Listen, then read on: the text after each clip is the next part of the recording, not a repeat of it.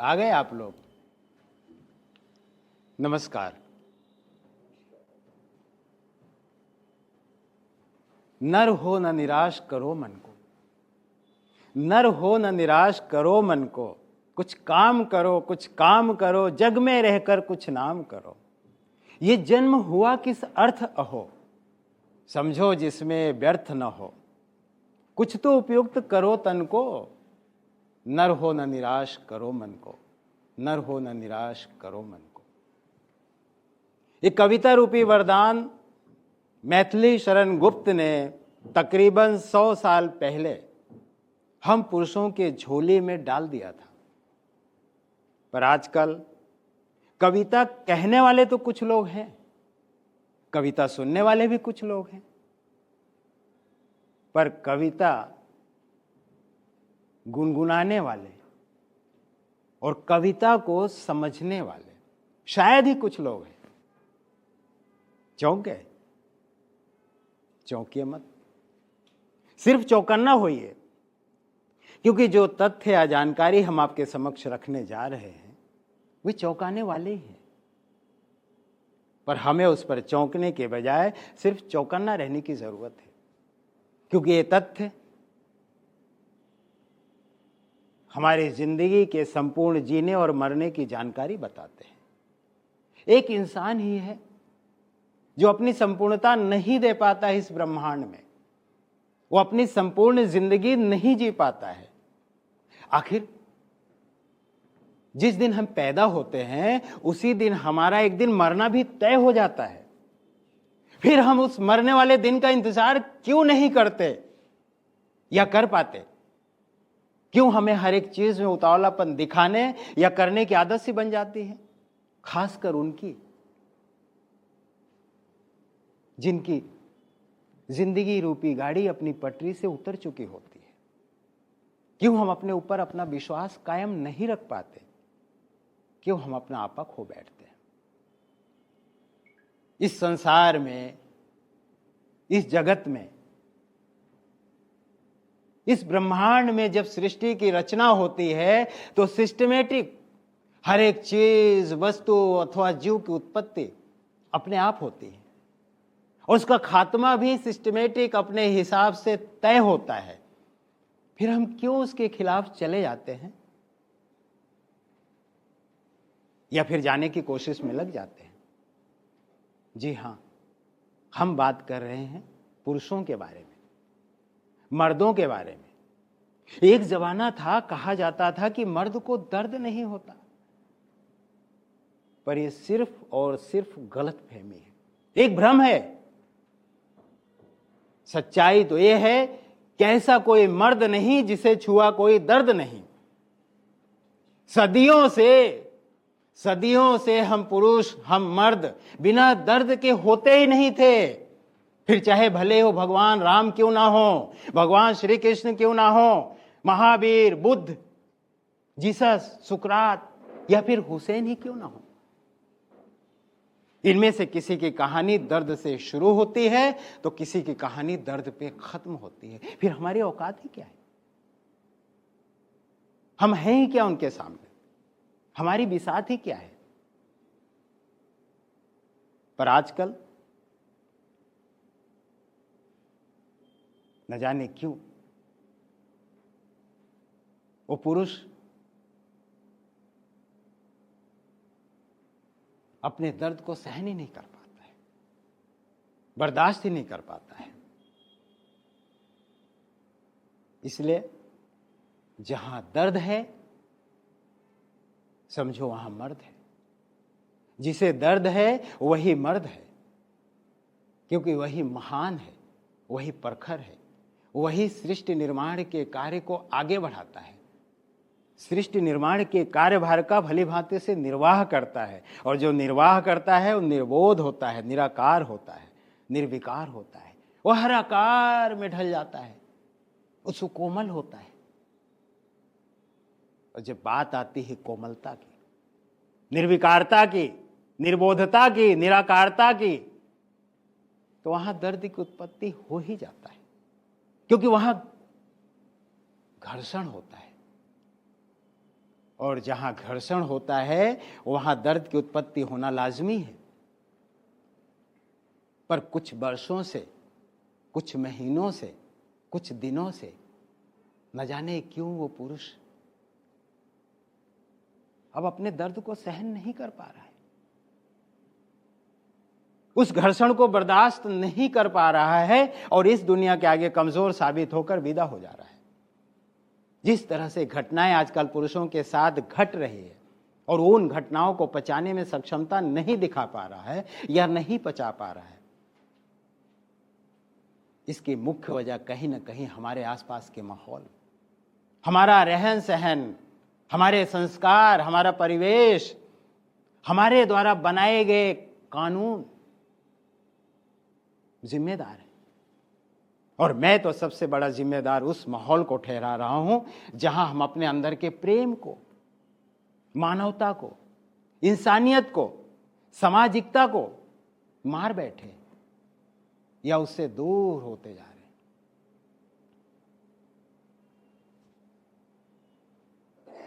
हम बात कर रहे हैं उन पुरुषों के बारे में जो अपनी पत्नी से प्रताड़ित होकर सीधे आत्महत्या कर ले रहे हैं, फिर चाहे वो पढ़े लिखे हों या फिर अनपढ़ हों, किसी ऊंचे और अच्छे पद पर कार्यरत हो या फिर बेरोजगार हो। एक बेरोजगार व्यक्ति, एक कर्जदार व्यक्ति, एक बेकार व्यक्ति, एक विक्षिप्त व्यक्ति अगर ऐसा कदम उठाता है तो एक बार ये मानने योग्य होता भी है कि बेचारा अनपढ़ था, पढ़ा लिखा नहीं था, बुद्धि नहीं थी, समझ नहीं था, कर्जदार था, कमा नहीं रहा था, घर खर्च चलाने को मोहताज था। पर एकदम पढ़ा लिखा व्यक्ति जो कि आईएएस हो, पीसीएस हो या उस कैटेगरी का हो, जिसके हाथ में पूरे जिले की कानून व्यवस्था हो,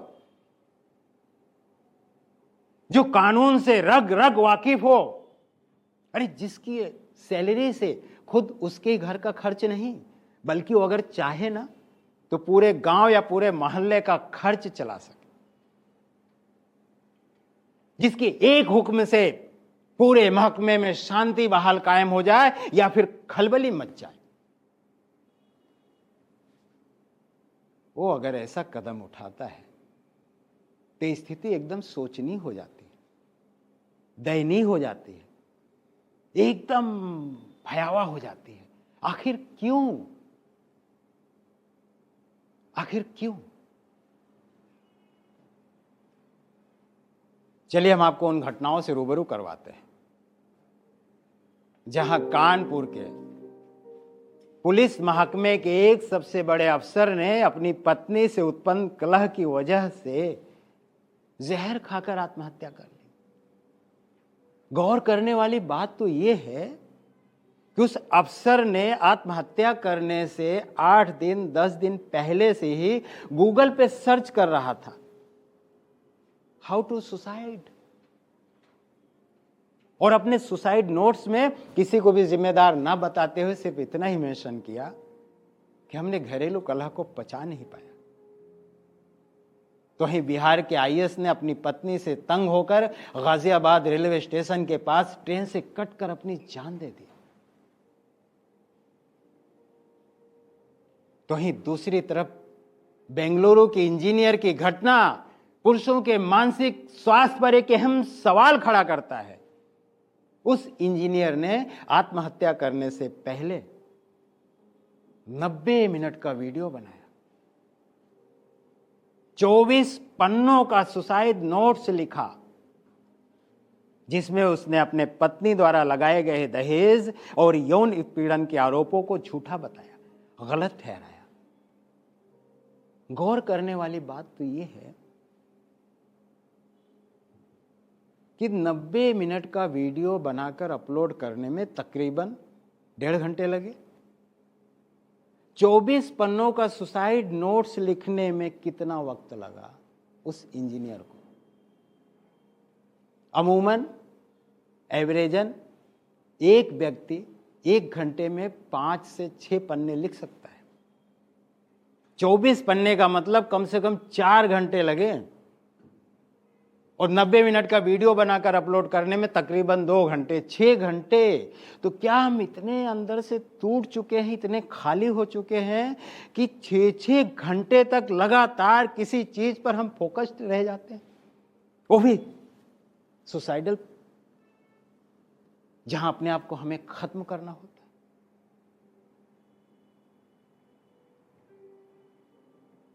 देश के प्रशासनिक व्यवस्था के उन बड़े ओहदेदारों ने, देश के तमाम ऊंचे पदों पर बैठे लोगों ने, जहां पहुंचने के लिए लोगों को अथाह परिश्रम करनी पड़ती है, अरे न जाने कितने वर्षों तक मेहनत करनी पड़ती है,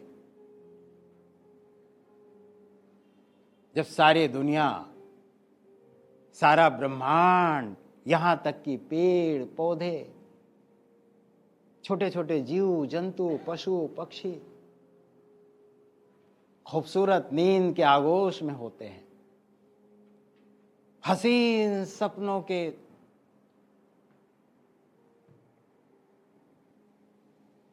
आगोश में होते हैं,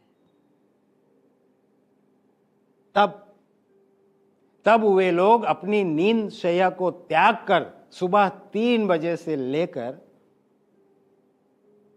10 से 20 किलोमीटर की दौड़ लगाना, अथक शारीरिक व्यायाम, अथक उठक बैठक से अपने शरीर की हड्डियों की पोर पोर को तोड़ डालते हैं। अरे न जाने कितने पैसे खर्च करते उनके गार्जियन, उनके माँ बाप, जमीनें बेचकर, कर्ज लेकर, अपने दोस्तों से, जान पहचान वालों से, रिश्तेदारों से मिन्नतें कर करके, भैया आईएएस की तैयारी करवानी है, पीसीएस की तैयारी करवानी है, 2 लाख कर्ज दे दो। कर्ज ले लेकर उस मुकाम तक पहुंचते हैं जहां बेचारे वो खत्म हो चुके होते हैं। तब जाकर किसी का बेटा, किसी का भाई उस मुकाम को छू पाता है। फिर ऐसी घटना चिंता का विषय हो जाती, आखिर क्यों? एनसीआरबी यानी नेशनल क्राइम रिकॉर्ड ब्यूरो द्वारा जारी किए गए आंकड़े इस बात की पुष्टि करते हैं कि हमारे देश में महिलाओं के मुकाबले पुरुष आत्महत्याओं के मामले ज्यादा तेजी से बढ़ रहे हैं, जो शादी और रिश्तों में संघर्ष की वजह से बढ़ रहे हैं। एनसीआरबी के मुताबिक तकरीबन हर वर्ष हमारे देश में 2.25 लाख के आसपास आत्महत्याएं हो रही हैं, जिनमें 70% पुरुषों के आंकड़े हैं और 30% महिलाएं हैं। अच्छा, ऐसा नहीं है कि सिर्फ हमारे देश में ही पुरुषों के मामले ज्यादा बढ़ रहे हैं आत्महत्याओं में, बल्कि वैश्विक आंकड़े भी इस बात की पुष्टि करते हैं। विश्व स्वास्थ्य संगठन की माने, यानी WHO की माने, तो दुनिया भर में हर वर्ष तकरीबन 7 लाख आत्महत्याएं पुरुष कर रहे हैं। यानी कि जितने मलेरिया, कैंसर, बुखार, हार्ट अटैक से नहीं मर रहे हैं, उससे कहीं ज्यादा लोग आत्महत्याओं से मर रहे हैं। और यही रिपोर्ट ये भी बताती है कि आत्महत्या करने वाले ज्यादातर शादीशुदा होते हैं। हमारे समाज में पुरुषों को अक्सर मजबूत और ताकतवर समझा जाता है, जिसकी वजह से वो अपने अंदर के डिप्रेशन को, सुसाइडल फीलिंग्स को दूसरों से साझा नहीं कर पाते और अंदर ही अंदर घुटते रहते हैं और एक दिन थक हार कर आत्महत्या जैसे गलत कदम उठा बैठते हैं। इस बात से बिल्कुल भी इनकार नहीं किया जा सकता है कि हमारे समाज में महिलाओं के साथ अन्याय होता चला आया है।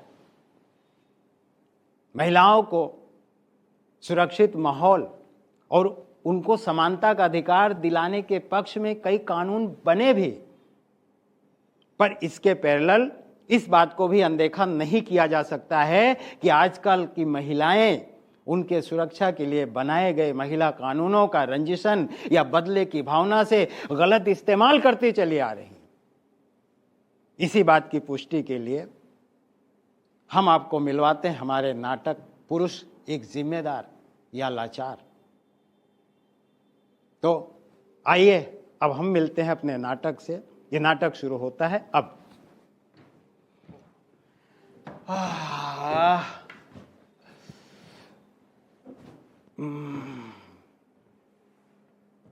शालिनी,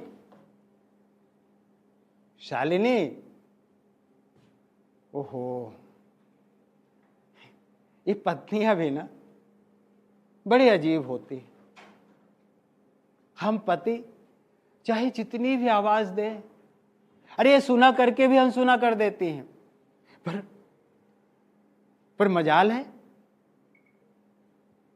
कि हमारी पत्नी हमसे चाहे जितनी भी धीमी आवाज में कुछ कहे और हम ना सुने। खैर, अच्छा सुनो शालिनी, ओहो मैं बहुत थक गया हूं यार।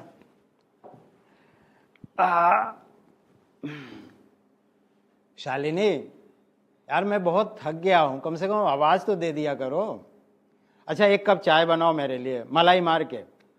और हाँ यार, मलाई है ना चाय छानने के बाद ही डालना, नहीं तो छन्नी में छन जाती है साले। और वो हल्दीराम वाली नमकीन बची होगी ना जो कल मैं तुम्हारे लिए लाया था, मेरी पत्नी है ना बिना मुझे खिलाए खाती नहीं है, वो भी थोड़ी लेते आना। और सुनो, तुम्हें मेरी कसम है अपने लिए एक कप चाय जरूर लाना।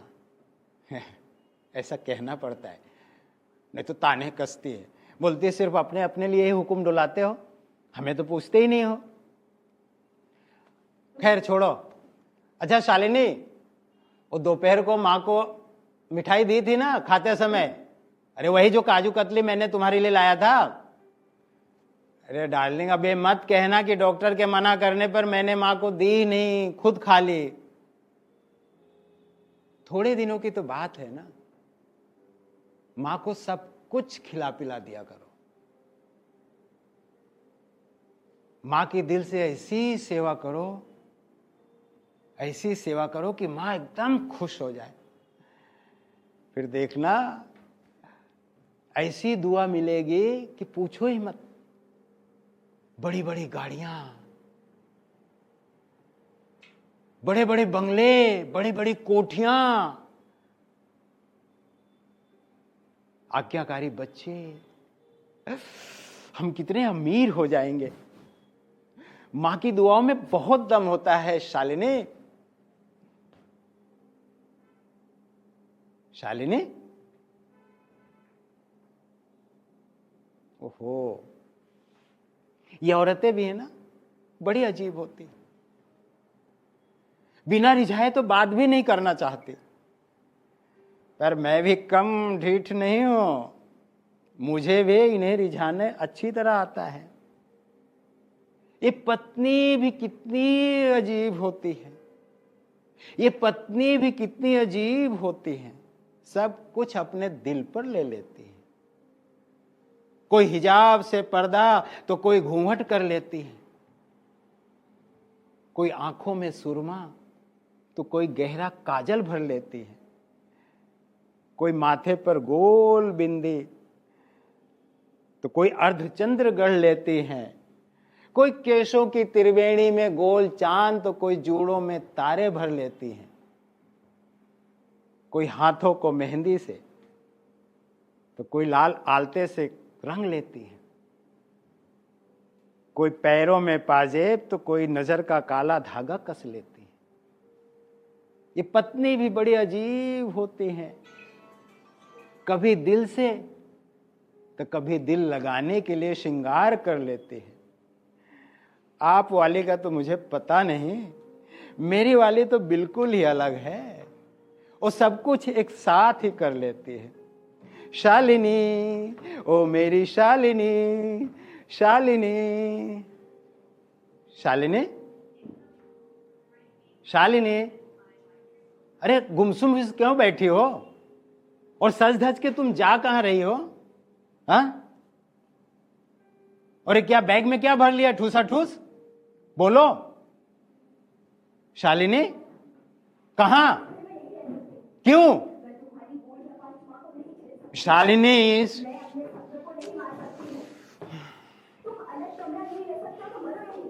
शालिनी, अरे शांत हो जाओ।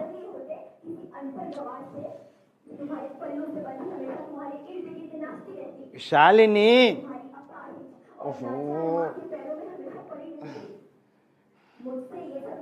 मत करो तो ठीक है, पूरा करो।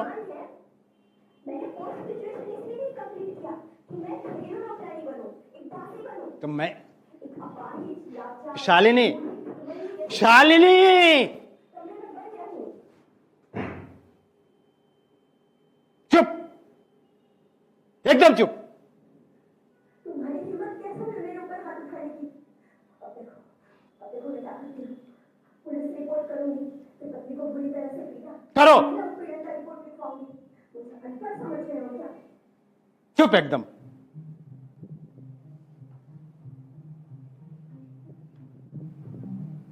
अब और एक भी शब्द मैं नहीं सुन सकता। इससे पहले कि मैं अपना आपा खो बैठूं, निकल जाओ यहां से, चले जाओ। अरे नहीं रहना है तो मत रहो इस घर में, मेरा भी जी भर चुका है तुमसे। तुम्हारी फरमाइशों को पूरा करते करते मैं इस काबिल ही नहीं बचा हूं कि तुम्हारी ख्याली पुलावों के अंबारों को ढो सकूं। अरे अब और नहीं झेल सकता तुम्हें। बहुत सह लिया तुम्हारे तानों को, और तो और अब तो तुम्हारी मां के भी ताने सुनने पड़ते हैं। शालिनी, मैंने कितनी बार समझाया, कितनी बार कहा कि जो कुछ कहना है मुझे कहो, मैं सब कुछ सह लूंगा, हंस के टाल दिया करूंगा, पर मेरी मां को कुछ मत कहो, उन्हें ताने मार मार कर दर्द मत पहुंचाओ, फप्तियां मत कसो। अरे वो बूढ़ी हो गई तो इसका मतलब ये नहीं कि वो भिखमंगी हैं, अपाहिज हैं, तो इसका मतलब ये नहीं कि बेबस हैं, लाचार हैं, बेकार हैं। मैं हूं अभी, और मैं जब तक हूं तब तक मेरी मां को कोई भी जरा से भी तकलीफ नहीं पहुंचा सकता। शालिनी, मैंने तुम्हारी जैसी घटिया औरत तो जिंदगी में देखा ही नहीं। मेरी भी बहनें हैं, बुआ हैं, मामी हैं, चाची हैं, काकी हैं, मौसी हैं, पर कभी भी ऐसी घटिया सोच वाली तो देखा ही नहीं।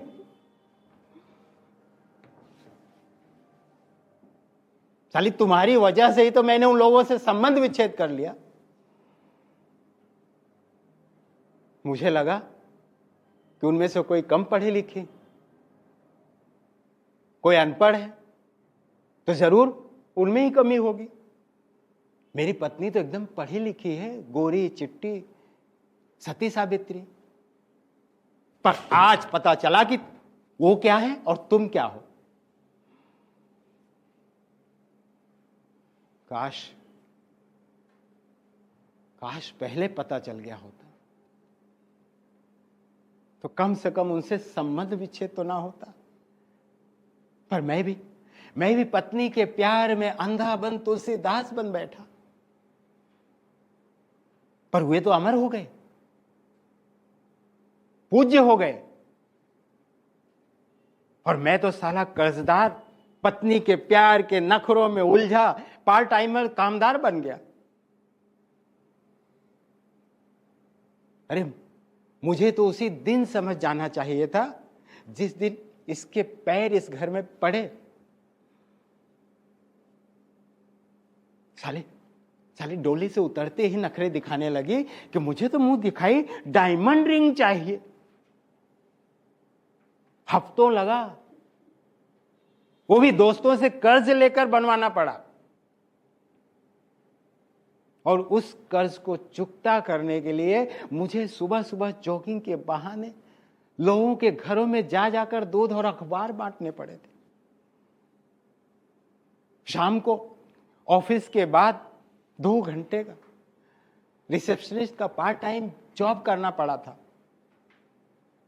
जिसके वजह से साली चिढ़ते रहते थे कि रोज रोज ऑफिस के बाद रहते कहां हो, दोस्तों के साथ गुलछर्रे उड़ाकर आते हो।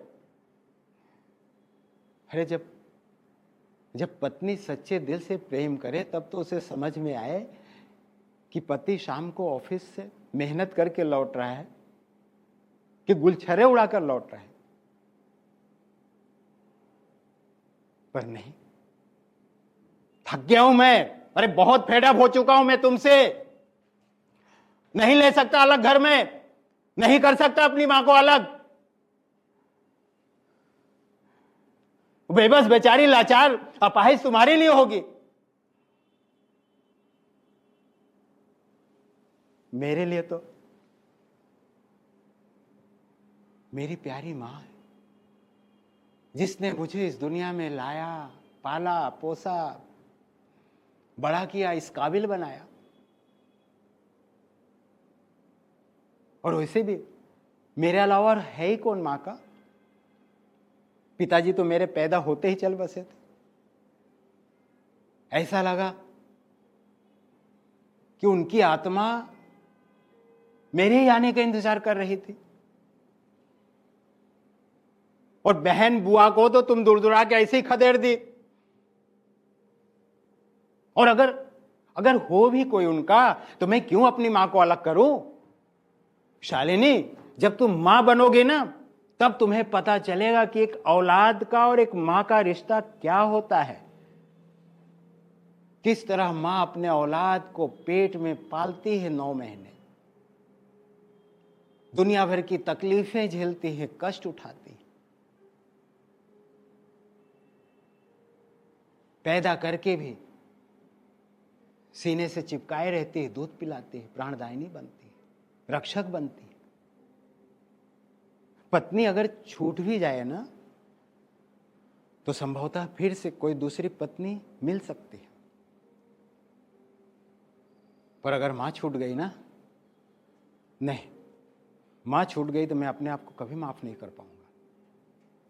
और रही बात तुम्हारी धमकियों की, तो निकल जाओ, तुम जाओ, जो करना है वो करो। चाहे केस लगवाओ, महिला उत्पीड़न का केस लगवाओ, दहेज, जो करना है करो, जाओ, निकल जाओ।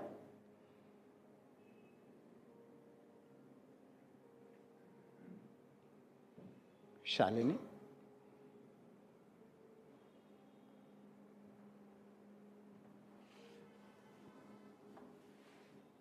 मैंने तुम्हें हमेशा अहमियत दिया, पर तुमने मुझे उस काबिल समझा ही नहीं। अरे मेरा कंधा हमेशा तुम्हारे आंसुओं के लिए था, पर तुम्हारा बेदर्दीपन गया नहीं, बल्कि बढ़ते गया। तुम याद करोगी जब मैंने तुम्हारे चेहरे को पकड़कर कहा था, शालिनी, शालिनी, मैं तुमसे बहुत प्यार करता हूं। तुम मेरे मजाक, मेरी आदतें, मेरा वो सब कुछ याद करोगी जिसे तुम मेरी टॉक्सिसिटी कहती थी, जो दरअसल तुम्हारी गलतियों को छुपाने का एकमात्र जरिया था। अरे तुम्हें जरा से भी सोच नहीं आई कि मैंने तुम्हारे ही कहने पर एजुकेशन लोन लेकर अपनी पढ़ाई कंप्लीट की। बावजूद इसके एक पैसे की भी डिमांड मैंने ससुराल वालों से नहीं की, बल्कि उसी पैसों में से मैंने इसकी भी पढ़ाई कंप्लीट करवाई, बिना इस बात की परवाह किए कि ये मेरी बनेगी भी या नहीं। बल्कि बनी भी तो इसकी माली हालातों को देखते हुए मैंने अपने नाम पर कर्ज लेकर उसकी और अपनी शादी करवाई।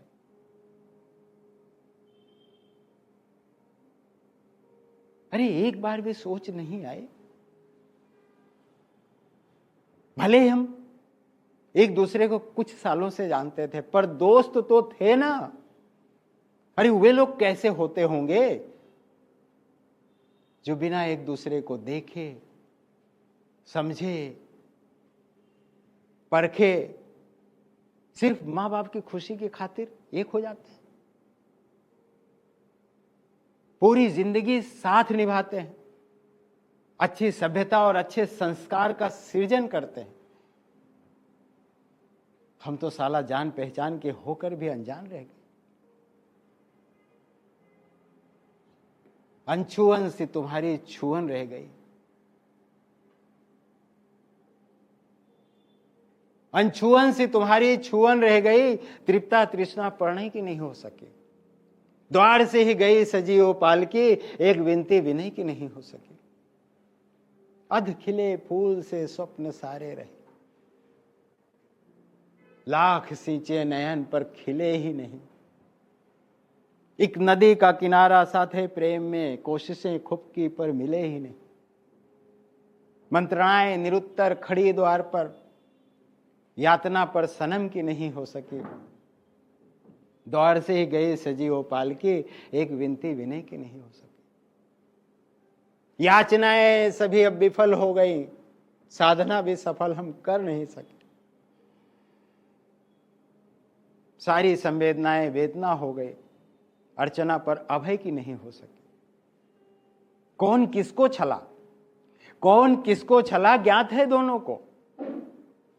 भावना पर अनय की नहीं हो सकी। द्वार से ही गई सजी वो पालकी, एक विनती विनय की नहीं हो सकी। हाथ देखा पत्थर किस्मत ने मुझे बना दिया, जो रास्ते से गुजरा एक ठोकर लगा गया।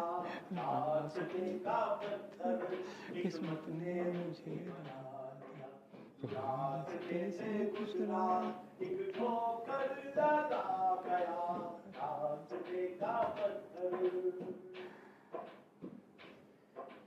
कितने घाव लगे हैं मत पूछो मेरे दिल पे, कितने घाव लगे हैं मत पूछो मेरे दिल पे। कितनी ठोकरें खाई और ना पहुंचा मंजिल पे। कोई आगे फेंक गया, कोई आगे फेंक गया, कोई पीछे मुझे धका गया। हाथ देखा पत्थर किस्मत ने मुझे बना दिया, जो रास्ते से गुजरा एक ठोकर लगा गया। रास्ते का पत्थर पहले क्या कर पाया, क्या इसके बाद करूंगा मैं। पहले क्या कर पाया, क्या इसके बाद करूंगा मैं। सारी सारी दुनिया यूं तुझको याद करूंगा मैं। मैं यूं ही जाऊंगा, मैं यूं ही जाऊंगा, मैं यूं ही लौटा आया। हाथ देखा पत्थर किस्मत ने मुझे बना दिया, जो रास्ते से गुजरा एक ठोकर लगा गया। रास्ते का पत्थर हीरा बन के चमका, आते जातों को रोका। हीरा बन के चमका, आते जातों को रोका। फितरत में नहीं था तो देना पाया धोखा। एक पल को उठा लिया, एक पल को उठा लिया, और मुझे पल वो फेंक गया। हाथ देखा पत्थर किस्मत ने मुझे बना दिया, जो रास्ते से गुजरा एक ठोकर लगा गया। हाथ देखा पत्थर। हम हार गए शालिनी, शालिनी हम हार गए। अरे क्या मुंह दिखाऊंगा समाज को, लोग क्या कहेंगे।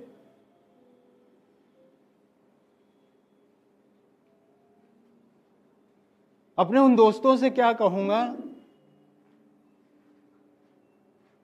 उन कलीगों से क्या कहूंगा जिनसे मैंने मुंह दिखाई के लिए, डायमंड रिंग के लिए कर्ज लिया। और तो और अपने उस बॉस से क्या जवाब दूंगा जिससे शादी के लिए मैंने पूरे 5 लाख का कर्ज लिया। अपने गांव वालों, मोहल्ले वालों को क्या जवाब दूंगा। अपने उन रिश्तेदारों से क्या कहूंगा, अरे जिन्हें अपनी पत्नी शालिनी की वजह से तो छोड़ा, तो सबको पता चलेगा कि पत्नी तो छोड़कर चली गई है, बल्कि बल्कि केस दर्ज करवाने की बात कह गई है। नहीं, बाहर बाहर निकलूंगा, सारे लोग हंसेंगे। तब तो बहुत चला था हीरो बनने। हाँ, पढ़ाओ पत्नी को, पढ़ाओ, पत्नी की शादी कराओ, गार्जियन बनो।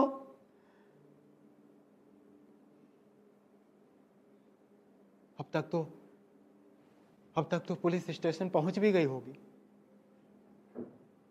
अरे मेरी इज्जत मिट्टी में मिल गई और पत्नी भी अपनी ना हो पाई।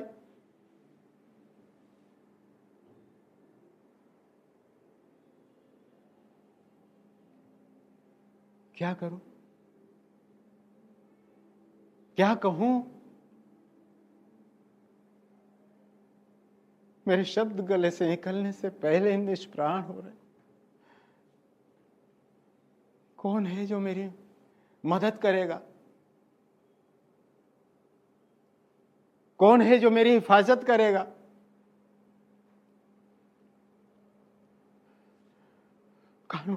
कानून भी तो सारे महिलाओं के पक्ष में,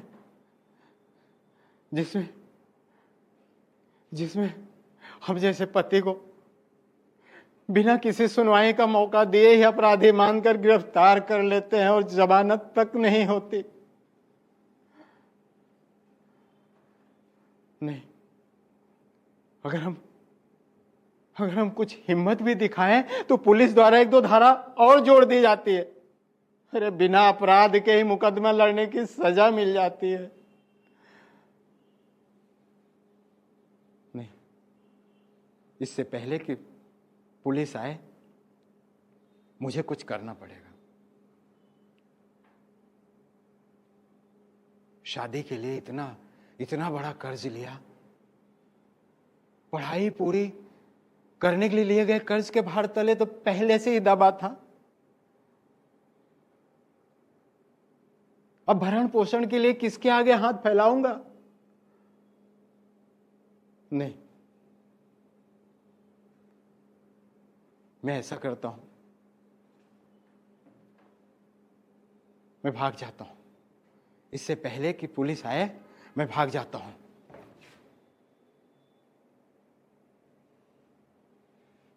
मगर भागकर जाऊंगा कहां? उधर ससुराल वाले नहीं, उधर गांव वाले, रिश्तेदार, उधर कंपनी वाले नहीं, पुलिस वाले भी उधर ही। मैं छिप जाता हूं।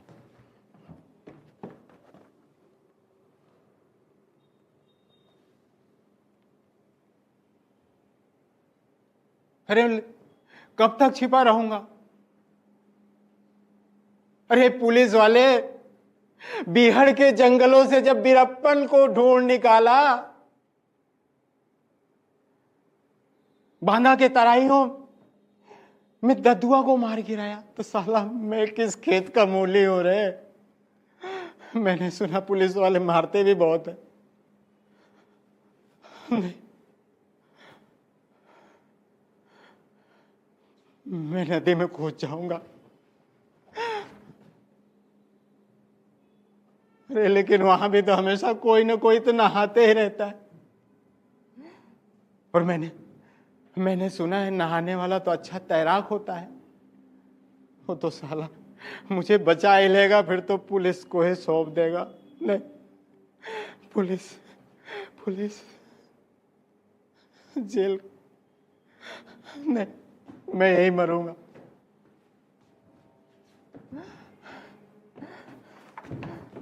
मैं यही मरूंगा। चलो, कैसे मारा जाता है? जहर हाँ।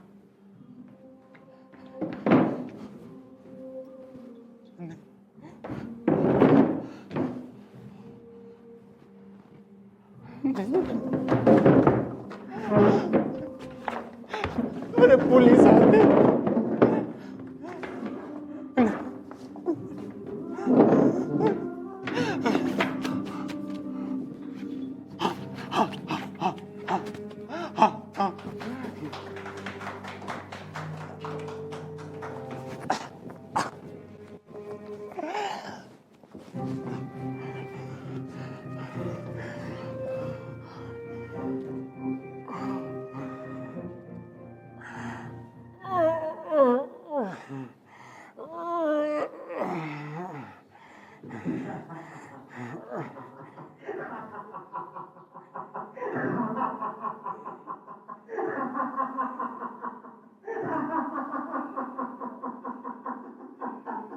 अरे मूर्ख, जब तुझे दुनिया से दूर जाना था तो शालिनी के साथ ही चला जाता। वो तो सिर्फ तेरी माँ से ही दूर ले जा रही थी।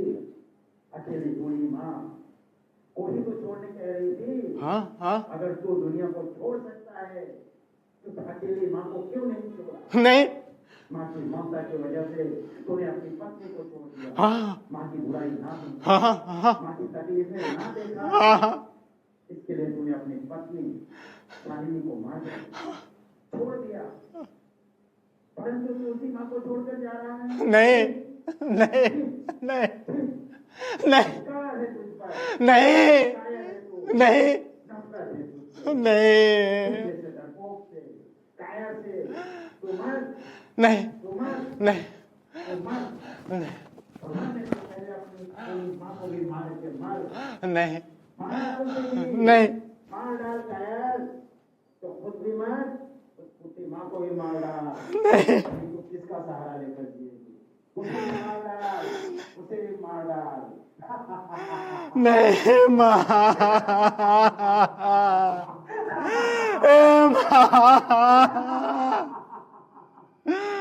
ए माँ, मैं तुझे छोड़कर नहीं जा सकता माँ। मैं तुझे छोड़कर नहीं जा सकता माँ। अरे थोड़ी सी परेशानी क्या आ गई, हम हार गए, हम डर गए, हम निराश हो गए, हाल छोड़ बैठ गए। नहीं माँ, माँ मैं बहुत बड़ी गलती कर रहा था माँ।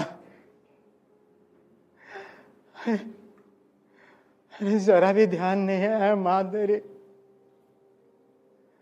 कैसे तूने पाला पोसा, कैसे बड़ा किया, आज तुझे इस अवस्था में छोड़ के मैं नहीं जा सकता माँ, मैं नहीं जा सकता। मैं आत्महत्या नहीं कर सकता। आत्महत्या करना तो कायरता है, मूर्खता है, एक घिनौना कृत्य है। अरे मैं एक पुरुष हूं, पुरुष, एक जिम्मेदार, ना कि लाचार। सदियों से हमने बड़ी से बड़ी जंग जीती,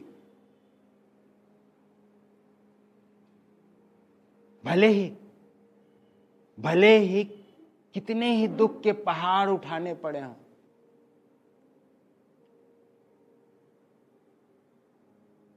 कितनी भी यातनाएं झेलनी पड़ी हो, लेकिन हमने कभी आत्महत्या करने की सोची नहीं, करने की तो बात ही दूर। अरे हम वीर हैं, हम महान हैं। महानता मानसिक उथल पुथल से नहीं, बल्कि अनुशासन और शक्ति से उत्पन्न होती है। हम शिवाजी हैं, हम महाराणा प्रताप हैं। भले ही हमने घास की रोटियां खाई होंगी, भले ही हमने कुछ दिन छिप कर निकाले होंगे, लेकिन हमने कभी भी आत्महत्या सोची नहीं। ये सच है, ये सच है कि कानून का डर हमारे अंदर डर पैदा कर देता है। हम मायूस हो जाते हैं, हम निराश हो जाते हैं। हमारे अंदर अवसाद भर देता है कानून का डर।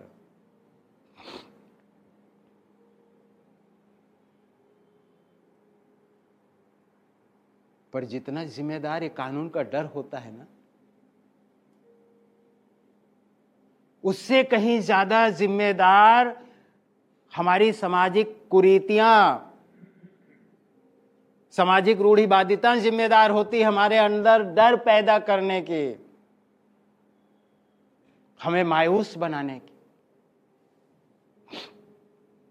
हमारे अंदर अवसाद भरने की। सदियों से हम पुरुषों के साथ होने वाले व्यवहार, बर्ताव, लोकोक्तियां जिम्मेदार हैं। अरे मर्द झुका नहीं करते, मर्द टूटा नहीं करते। अरे क्या तुमने एक बात, अपनी बात पे अडिग नहीं रहा करते? क्या औरतों के सामने झुक जाते हो? क्या औरतों की बात मान लेते हो? अरे एक बार जबान दे दी तो दे दी, मर्द की जबान है। ये क्या है? ये मानसिकता अचानक ही नहीं उगाई। बड़े ही चतुराई पूर्वक किस्से, कहानियों, शौर्य गाथाओं के मार्फत, फिल्मों के मार्फत हमारे मन में बोई जाती रही। जबकि सच्चाई इसका उल्टा है।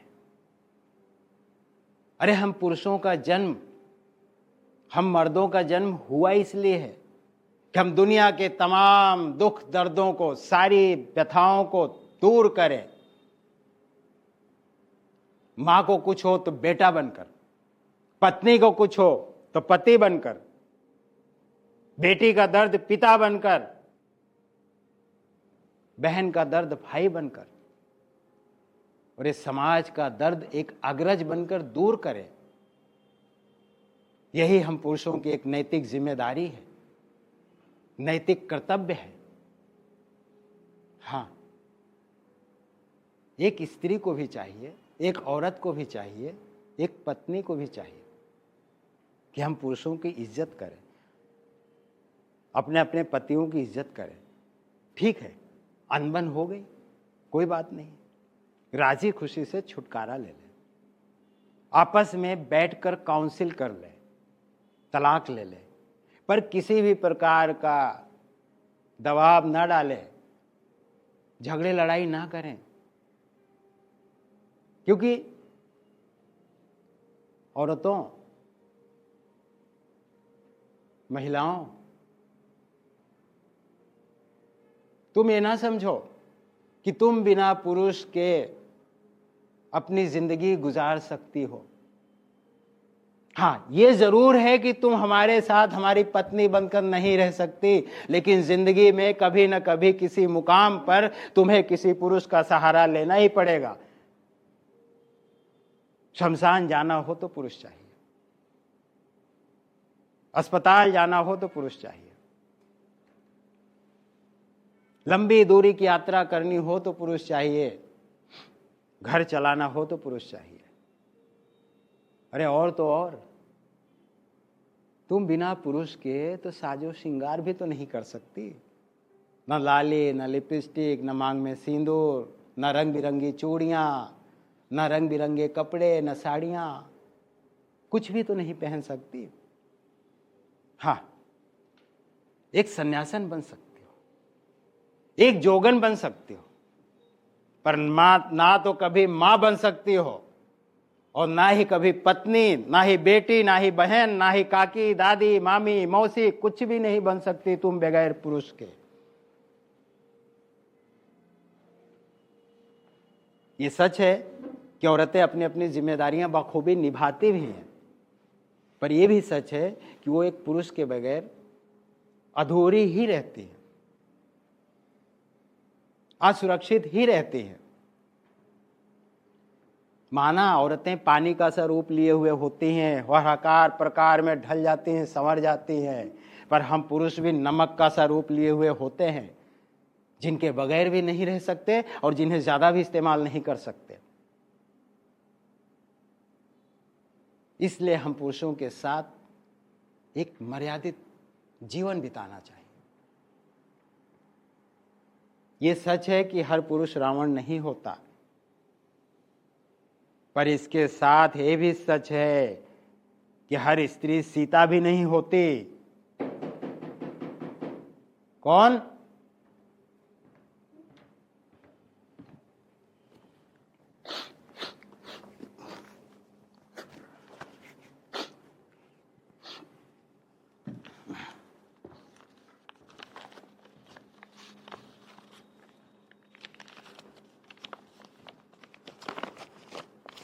आईपीसी धारा 125 आपके ऊपर लागू किया गया है, जिसमें भरण पोषण की डिमांड रखी जाती है। भारतीय दंड संहिता 498, जिसमें आप और आपकी मां के द्वारा क्रूरता की रिपोर्ट दर्ज कराई गई है। हिंदू विवाह अधिनियम 1956 की धारा 24, जिसमें भरण पोषण और बाद के खर्च की घरेलू हिंसा अधिनियम 2005, जिसमें आप पर लागू किया जाता है। वाह शालिनी वाह, अच्छा सिला दिया तूने मेरे प्यार का, अच्छा सिला दिया तूने मेरे प्यार का, यार ने ही लूट लिया घर यार का, अच्छा सिला दिया तूने मेरे प्यार का। देखा आपने, सुना आपने? ये सच है कि महिलाएं हमारे समाज में प्रताड़ित होती रही हैं, पर 90% मामले ऐसे ही हैं जिनमें झूठे मुकदमे, मनगढ़ंत मुकदमे, फर्जी मुकदमे दर्ज कराए जा रहे हैं। ये सच है कि हम पुरुष जिम्मेदार होते हैं, पर कभी कभी हमें अपनी जिम्मेदारियां निभाने ही कहां दिया जाता है।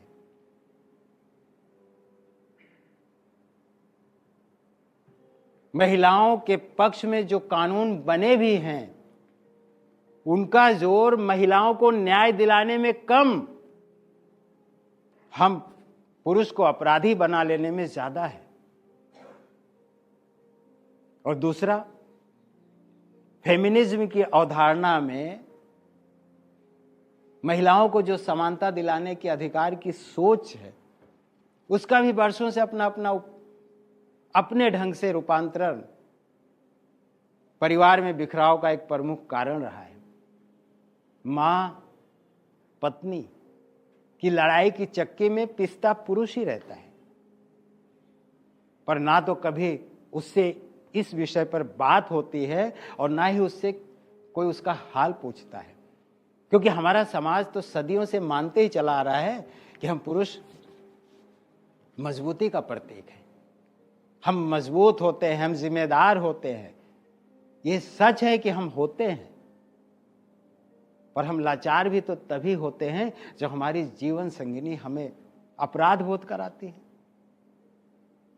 खैर, कोई बात नहीं शालिनी, अब हमारी मुलाकात कोर्ट में ही होगी।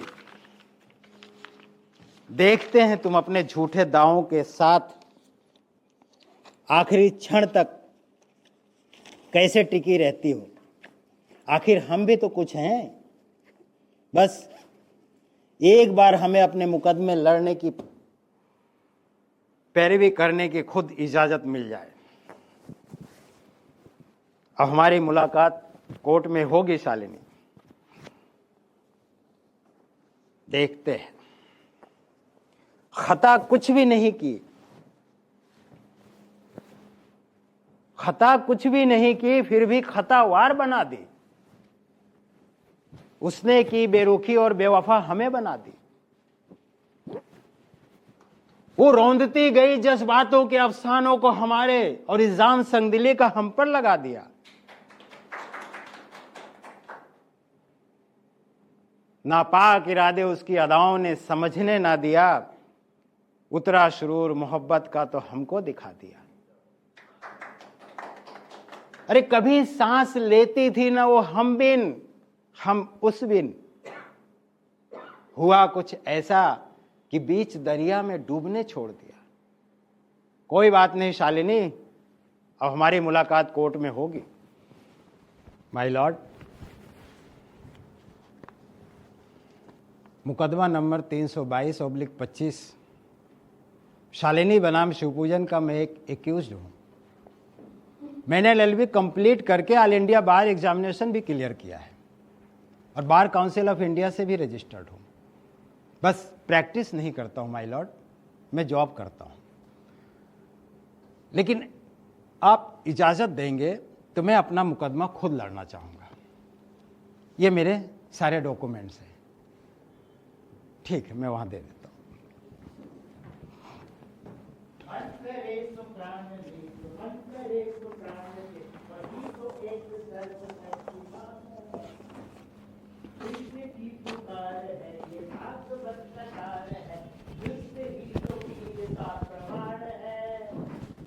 कौरवों की वीर हो या पांडवों की भीड़ हो, जो लड़ सका वही तो महान है, जो लड़ सका वही तो महान है, जो लड़ सका वही तो महान है।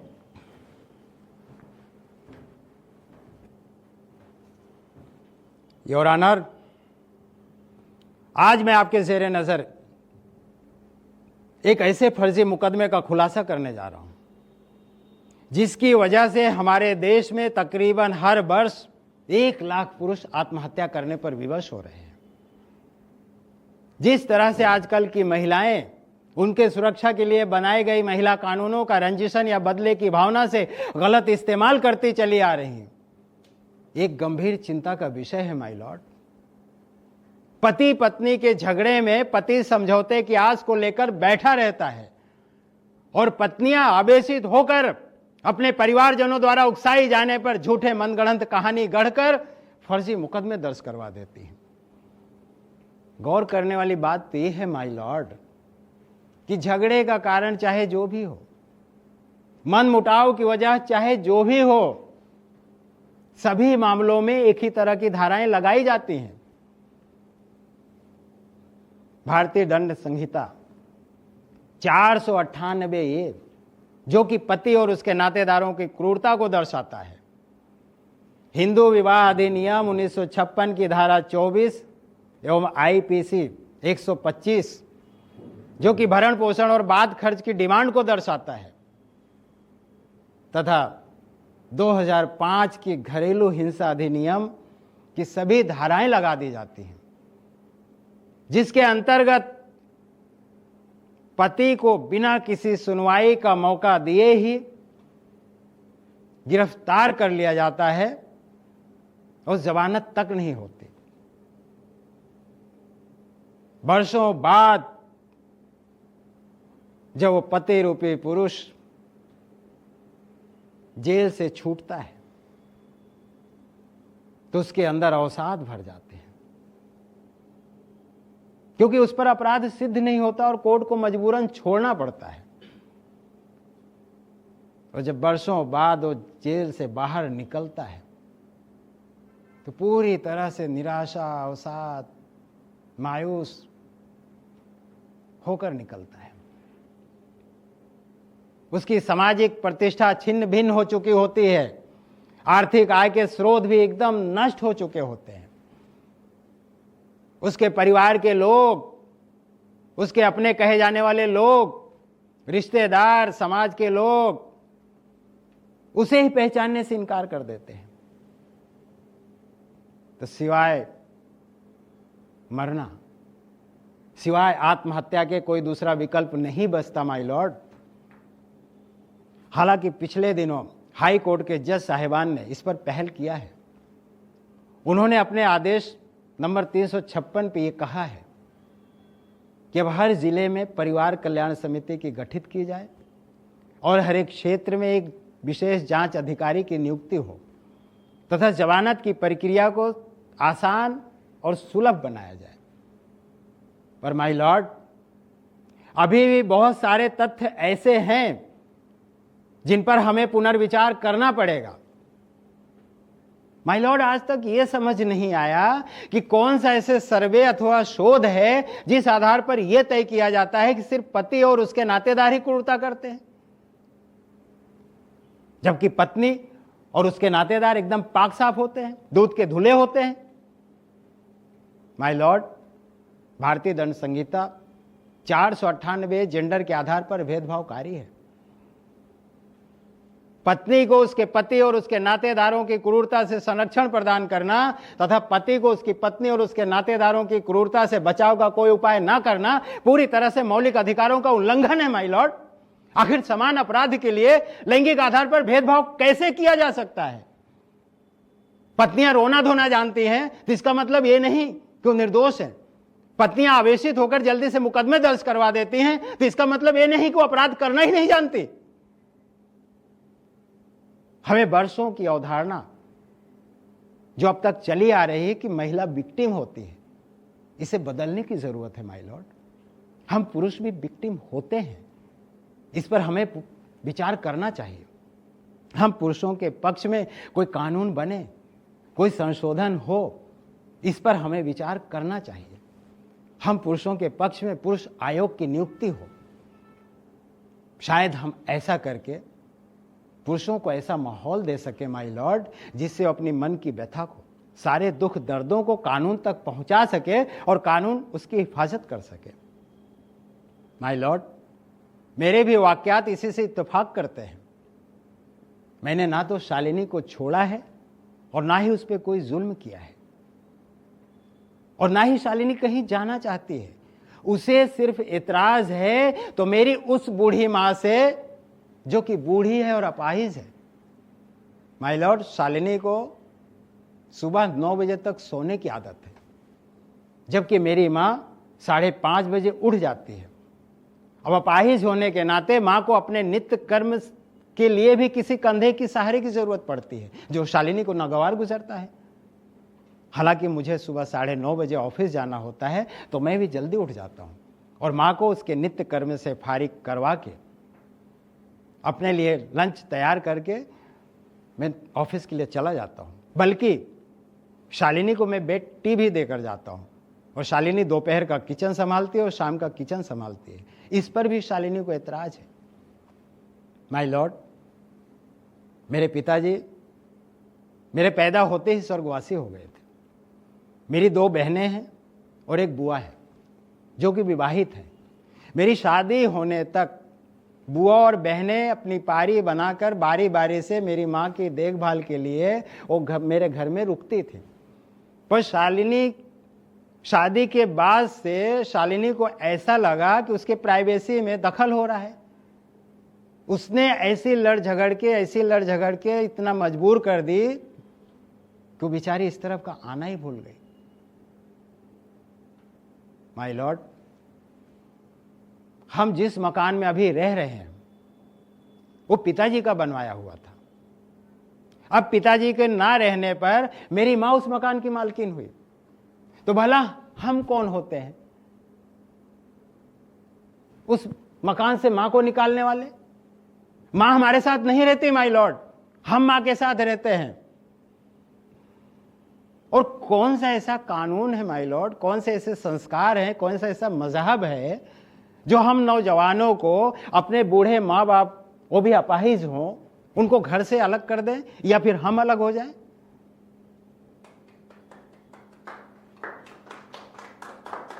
योर ऑनर, सच्चाई तो ये है कि मैं और शालिनी एक ही कॉलेज में पढ़ते थे। ग्रेजुएशन के दरमियान हमारी नजदीकियां बढ़ी, हम एक दूसरे को चाहने लगे,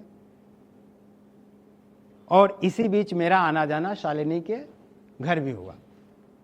घर आते जाते शालिनी के माली हालात से बाखबर हुआ, और शालिनी के कहे अनुसार ही मैंने एजुकेशन लोन लेकर अपनी LLB कंप्लीट की, बल्कि उसी पैसों में से शालिनी को भी MA कराया। और अपनी माली हालत से तो मैं बाखबर था ही, इसलिए हमने मंदिर में शादी करने का निश्चय किया। लेकिन माय लॉर्ड, इसी बीच में मेरी जॉब लग गई फिलोटेक कंपनी में एज ए पर्सनल काउंसलर। हमने आव देखा न ताव, हमने शादी के लिए 5 लाख कर्ज के आवेदन के लिए हमने एप्लीकेशन दे दिया, और हमारी मंजूर भी हो गई एप्लीकेशन। और उस पैसे को मैंने शालिनी के पिता यानी अपने ससुर श्री स्वयंभू सिंह के नाम ट्रांसफर करवा दिया, जिससे वो हमारी शादी कर सके। हाँ, कुछ पैसे शालिनी के माँ बाप द्वारा मुझे देने की पेशकश की गई थी, जो मैंने शादी के बाद शालिनी के ही नाम से फिक्स डिपॉजिट करवा दिया। ये फाइल में 55 नंबर पेज में देखिए, इसकी एविडेंस लगे हुए माय लॉर्ड, दोनों के, कर्ज के भी और ये सर्टिफिकेट के भी। अब चूंकि विवाद के हालात में, झगड़े के हालात में, जब शालिनी हमारे घर रहना ही नहीं चाहती, हमारे साथ रहना ही नहीं चाहती, हमारी मां की सेवा करना ही नहीं चाहती, तो माय लॉर्ड उस लोन के पैसे को मैं क्यों भरूं? क्योंकि उस शालिनी के घर वालों द्वारा ही पूरा का पूरा कर्ज का पैसा खर्च किया गया है। हाँ माय लॉर्ड, एक गलती मुझसे हुई जरूर है। जब हम झगड़ रहे थे तब मैंने शालिनी को एक थप्पड़ मार दिया था, क्योंकि माय लॉर्ड, जिस मां ने हमें पाला पोसा बड़ा किया, लोगों के घरों में जा जाकर चौका बर्तन करके मुझे पाली, पिताजी की कमी को जरा भी एहसास नहीं होने दिया माय लॉर्ड, वो आज बूढ़ी और अपाहिज अवस्था में, मैं उनके दर्द को सहन नहीं कर पाया, उनकी बेइज्जती को मैं बर्दाश्त नहीं कर पाया और शालिनी को मैं मार बैठा। इसके लिए जो आपको उचित लगे वो सजा मुझे मंजूर है। That's all my lord, that's all. जिहाल मिसकी मकून तगाफुल, जिहाल मिसकी मकून तगाफुल, दुराए नैना बनाए बत्तियां, किताबे हिजरा न दारम ये जा, न ले हुकाहे लगाए छतियां। सखी पिया को जो मैं न देखूं तो कैसे काटूं अंधेरी रतियां। किसे पड़ी है जो जा बतावे, प्यारे पी को हमारी बतियां। न नींद नैना न अंग चैना, न आप आवे न भेजे पतियां। सो पीत मन की दुराए राखूं, जो जान पाऊं पिया की घतिया।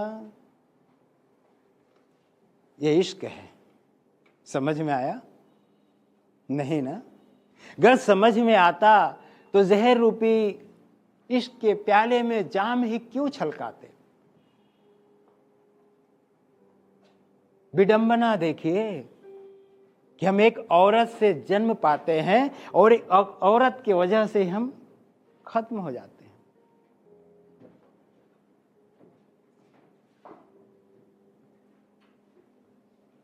ये सच है, ये सच है कि डिप्रेशन एक उन्मादी क्षण होता है। उस समय सुसाइडल थॉट्स एक्टिव हो जाता है और हमें मरना ही एकदम सुखद अनुभव लगता है।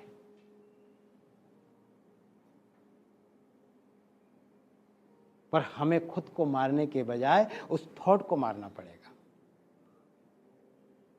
तुम्हें याद है जब तुम जन्म के तुरंत बाद बचपन में नहीं रोए थे तो जबरन रुलाया गया था? क्या कहकर रुलाया गया था? कि रोना बहुत जरूरी है इस बच्चे का जिंदा रहने के लिए। तो मेरे प्यारे दोस्त, आज बड़े होकर ये बात कैसे भूल गए? इसलिए हे पुरुषों, ओ पुरुषों, रो लो, जी भर के रो लो, अरे ताकि तुम जान सको कि छाती पर से पत्थर का हटना क्या होता है। ये सच है कि दिमागी उथल पुथल से हमारे दिमागी संतुलन एकदम गड़बड़ा जाता है। हम विवेक शून्य होकर किंग कर्तव्य विमूढ़ हो जाते हैं। उस समय कुछ भी कर बैठते हैं, आत्महत्या तक कर बैठते हैं।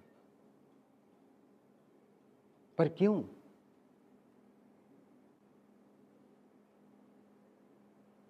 हमें उस थॉट को मारना पड़ेगा एक जिम्मेदारी की किरण दिखाकर, एक जिंदगी का मकसद पैदा करके, एक पूरे जिंदगी में गोल पैदा करके। और सबसे बड़ी बात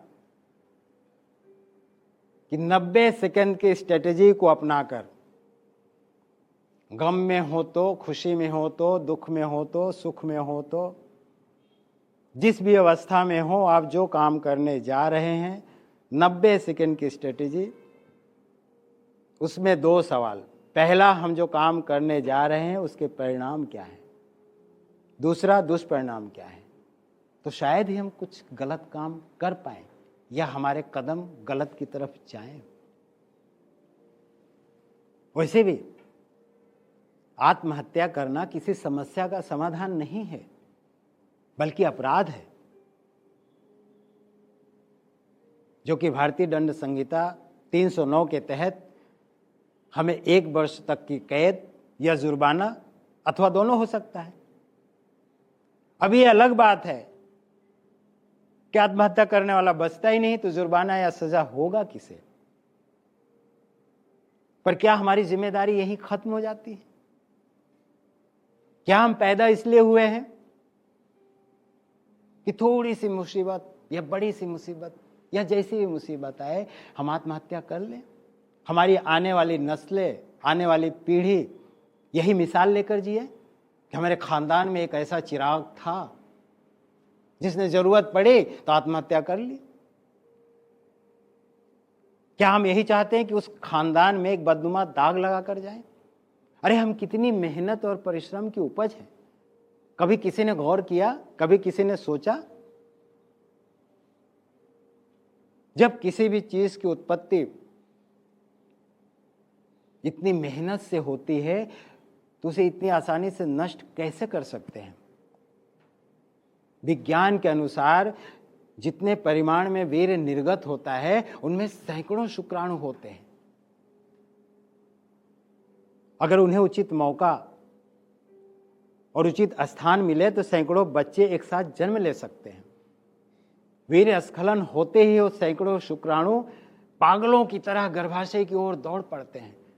दौड़ते दौड़ते दौड़ते भागते, उनमें से जो एक वीर, पराक्रमी, महाबलशाली, शक्तिशाली शुक्राणु होते हैं वो डिंबाणु तक पहुंचकर फर्टिलाइज करते हैं और राजा बन पैदा होते हैं। वही हम हैं, आप हैं, आप हैं, आप हैं, हर कोई है।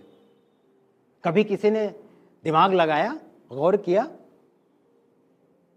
अरे जो हमारे पास न शरीर, न सर, न हाथ, न पैर, न दिमाग, न बुद्धि, न ज्ञान, न ही कोई सर्टिफिकेट, न ही किसी नामी गिरामी कॉलेज का नाम, न ही हम हिंदू थे, न ही मुसलमान, न ही कोई भक्त था, न ही भगवान, तब भी हम जीत गए, हम विजयी हो गए। और आज हमारे पास सब कुछ है। इतना हट्टा कट्टा शरीर, हाथ, पैर, सर, दिमाग, बुद्धि, पैसा, माँ बाप, रिश्तेदार, क्या नहीं है जो नहीं है? फिर भी हम हार जाते हैं, वो भी सिर्फ एक शुक्राणु से जो पत्नी नाम की है। अरे हम उस सैकड़ों शुक्राणुओं के बीच में से निकले हुए लोग हैं और आज एक शुक्राणु से हार जाते हैं। हम पहले भी जीते थे, आज भी जीतेंगे और कल भी जीतेंगे। बस जीतने के लिए हमें तय करना होगा कि हमें जीना कैसे है। हमें जिंदगी का एक मकसद बनाना पड़ेगा, एक गोल बनाना पड़ेगा, एक सच्चा हमदर्द पालना पड़ेगा। और सिर्फ पत्नी के डिस्टर्ब हो जाने से हम अपने अंदर ये परसेप्शन ना पालें कि औरतें खराब होती हैं। अरे वही औरतें तो हमारी माँ हैं, बहन हैं, बेटी हैं, भाभी हैं, मामी हैं, चाची हैं, काकी हैं, मुंह बोली बहन है, मुंह लगी दोस्त है, और भी न जाने कितनी ऐसी औरतें हैं जो हमारे शुभ चिंतक हैं, जिनसे हम अपने सुख दुख को साझा करते हैं।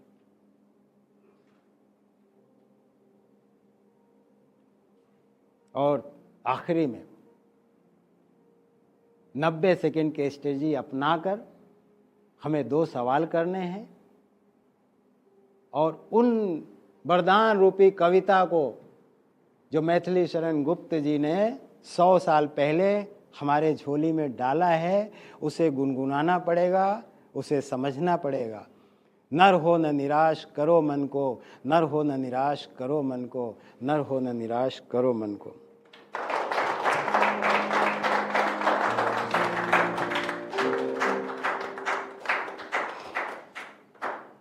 धन्यवाद।